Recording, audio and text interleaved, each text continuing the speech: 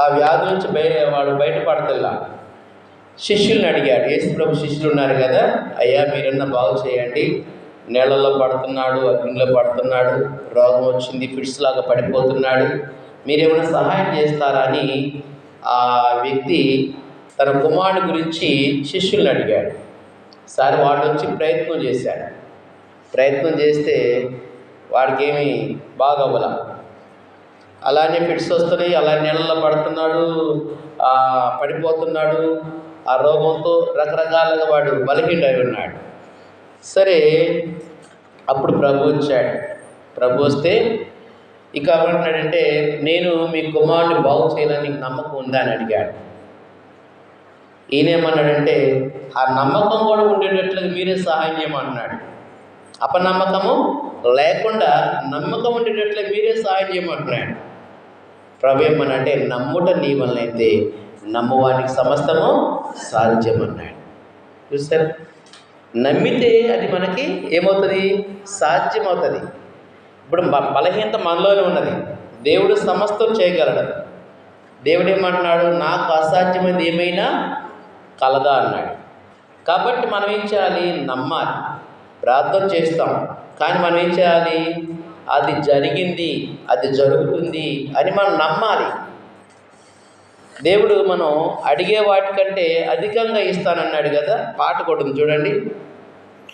అడిగే వాటి కంటే, ఊహించే వాటి కంటే అధికముగా చేయగలవు యేసయ్యా. నన్ను నడిపే సారథివి నీవేనయ్యా.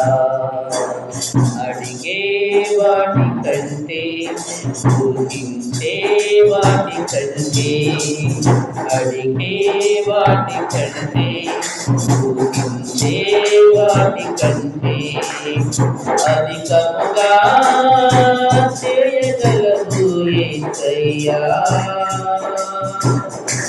నన్ను నడిపే సారథివి నీవేనయ్యా. చేసి ఉన్న ప్రార్థన నేను మరచిపోయినా, నీవు మరచిపోగా మంచి నాయన. చేసి ఉన్న ప్రార్థన నేను మరచిపోయినా, నీవు మరచిపోగా మంచి నాయన. అవసరాన్ని తీర్చమనే నా దీనయాచన, అవసరాన్ని తీర్చమనే నా దీనయాచన. పట్టజాలతో నిగా నీవిచ్చిన దీవెన, పట్టజాలతో నిగా నీవిచ్చిన దీవెన అధికముగా చేయగలవు యేసయ్యా.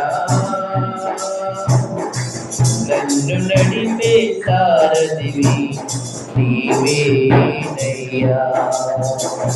చూడండి, కాబట్టి మనం మర్చిపోతామే కానీ దేవుడు మర్చిపోయేవాడు కాదు. నువ్వు ప్రార్థన చేస్తావు, నీ ప్రార్థనలో అనేకమైన వాటి కొరకు మనం ప్రార్థన చేసి వాటిని మనం మర్చిపోతాం, కానీ దేవుడు మర్చిపోయేవాడు కాదు. కాబట్టి మనము ఏం కాపాడుకోవాలంటే విశ్వాసాన్ని కాపాడుకోవాలి.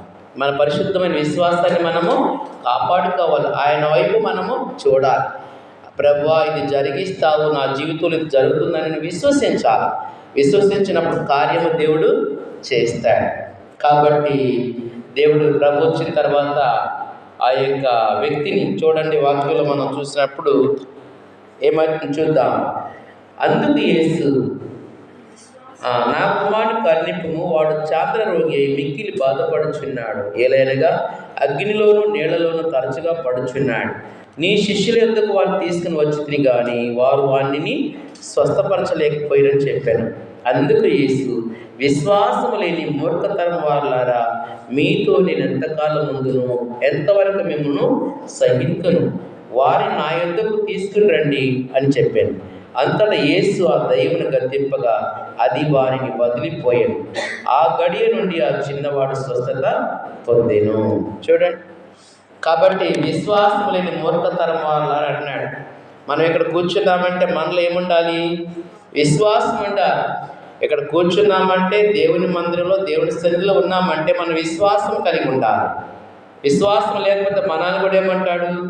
మూర్ఖతరం వాళ్ళారా, మూర్ఖులారా అంటే ఊరికి నామినలుగా వచ్చి మనము కూర్చుంటున్నామని అర్థం. సో కాబట్టి మనం దేవుని సన్నిధిలో కూర్చుంటున్నామంటే విశ్వాసం మనము కలిగి ఉండాలి. అప్పుడు దేవుడు నీ జీవితంలో కార్యాలు జరిగిస్తాడు. నీ కుటుంబంలో, నీ బిడ్డల విషయంలో, నీ బిడ్డల చదువుల విషయంలో, ఆరోగ్య విషయంలో, అన్ని విషయాల్లో కూడా దేవుడు సహాయం చేస్తాడు. అయితే మనం ఏం కలిగి ఉండాలి? విశ్వాసము కలిగి ఉండాలి. ఆ శిష్యులు ఏం చేశారు? ప్రయత్నం చేశారు, కానీ వాడిని స్వస్థత పరచలేకపోయారు. ప్రభు రాగానే వెంటనే వాడు స్వస్థత పొందుకున్నప్పుడు తిరిగి వాడి తండ్రికి అతన్ని అప్పగించాడు. అప్పుడు అడుగుతున్నారు, ప్రభువా మేము ఎందుకు వెళ్ళగొట్టలేకపోయాము? మా వల్ల ఎందుకు సాధ్యం కాలేదని ఏకాంతంగా ప్రభుని అడిగారు. ఎవరు? శిష్యులు అడిగారు. అప్పుడు యేసయ్య ఏమన్నాడు చూడండి, ఏమంటున్నాడు? ఆవగింజంత విశ్వాసం ఉండిన యెడల ఈ కొండను చూచి ఇక్కడ నుండి అక్కడికి పొమ్మనగానే అది పోవును. కొండే పోయిందంట. ఎంత విశ్వాసం! ప్రభు విశ్వాసాన్ని గురించి చెప్తున్నాడు. ఒకసారి ఈ సండే స్కూల్ పిల్లలు ఆటలాడుకుంటుంటే ఇలాగా మన అమ్మాయిలాగే సండే స్కూల్ టీచర్ చెప్తున్నది, మీకు ఆవగింజంత విశ్వాసం ఉంటే ఈ కొండ ఇక్కడ నుంచి అక్కడ పొమ్మనగానే పోతున్నది అని యేసయ్య చెప్పాడురా. కాబట్టి మీరు విశ్వాసం ఉంచండి, దేవుడు కార్యము జరిగిస్తారన్నాడు. వీళ్ళు పాపం పిల్లలు కదా, సండే స్కూల్ పిల్లలు